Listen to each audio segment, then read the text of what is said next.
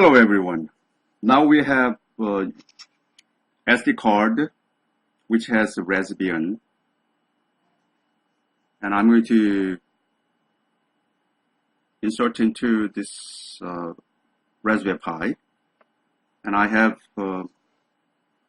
HDMI, which is this monitor.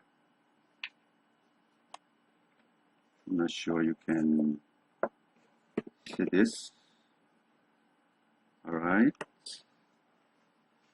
hopefully it's possible to see. And then I have keyboard and mouse.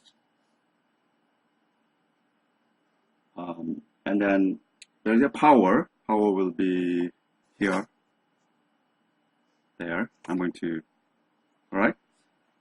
This is running right now, so that you can see the monitor. Now I'm going to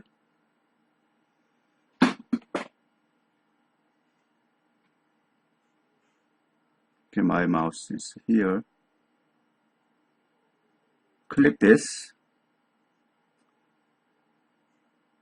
and the one other thing that you need to click, very hard to see my mouse. Okay, here bottom.